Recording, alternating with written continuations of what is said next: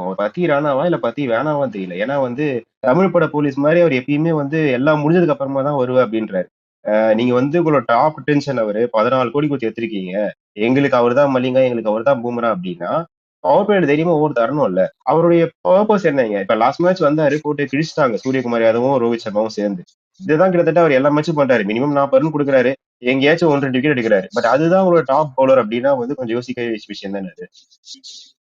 யா 100% right. ஏன்னா அவர் வெறும் 13, 15, 17, 19 வந்து யூஸ் பண்ண போறீங்கன்னா என்ன யூஸ் இருக்குன்னு தெரியல. அவர் இந்த மேட்ச்லயே பாருங்க 1.4 ஓவர்ஸ்ல 34 ரன்ஸ் கொடுத்துருக்காரு. சோ இது இந்த ஒரு மேட்ச் மட்டும் இல்ல, இந்த சீசன் நிறைய மேட்ச் அவர் தான் கொடுத்துருக்காரு. ஒரு மேட்ச் நல்லா போட்டிருக்காருன்னு நினைக்கிறேன். சோ அந்த மாதிரி இருக்கிறப்ப உங்களுக்கு நேதன் எல்லிஸ்னு ஒரு பவுலர் இன்னொரு ஆப்ஷன் இருக்கு. சோ ஏன் நீங்க ட்ரை பண்ண கூடாது? அவர் மேபி நீங்க பவர் பிளேலயும் ஒரு ஓவர் தரலாம், அதுக்கப்புறம் நீங்க பேக் எண்டுக்கும் வச்சுக்கலாம். சோ உங்களுக்கு அங்க ஒரு சார்ட் அவுட் ஆகுது. ஒரு ஃபாரின் ஆப்ஷனும் நல்லா உங்களுக்கு யூஸ் ஆகும், உங்களுக்கு ஒரு பவுலிங் ஆப்ஷனும் நல்லா யூஸ் ஆகும். ஏன்னா கலீல் அகமதை நீங்க பேக் எண்டுக்கும் ஒரு ஓவர் தள்ளிக்கலாம். ஸோ அந்த மாதிரி இருக்கும்போது அவங்க ஏன் அந்த இதுக்கு போக மாட்டாங்கன்ற இந்த கேள்விதான் நம்ம நிறைய வாட்டி கேட்டுட்டே இருக்கோம்.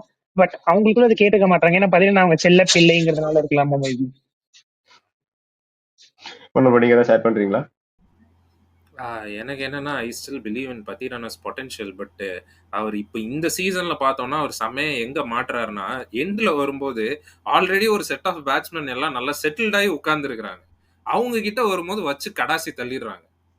அவர் இன்னும் கொஞ்சமே வந்துட்டு முன்னாடி கொண்டு வரலாம். அது ஓகே, பவர் பிளேலயோ இல்ல வந்துட்டு ஒரு 8th ஓவர் 9th ஓவர் கூட கொண்டு வரலாம். ஆனா இவங்க கொண்டு வரும்போது இல்ல முன்னாடி இருக்கிற பவுலர்ஸோடைய அந்த ஒரு சின்ன ஒரு ப்ராப்ளமேட்டிக்கா தான் இருந்திருக்கு. நல்ல பவுலர்ஸ் இருக்காங்க.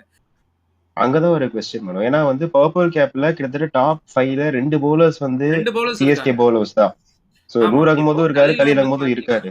பார்த்தோம்னா நம்மளுக்கு வந்துட்டு பவர் பிளேல போடுறாரு இவர் நூர் அகமது. இந்த அகமது பிரதர்ஸ் மட்டும் தான் போட்டுக்கிட்டு இருக்காங்க, நல்லா போட்டுட்டு இருக்காங்க.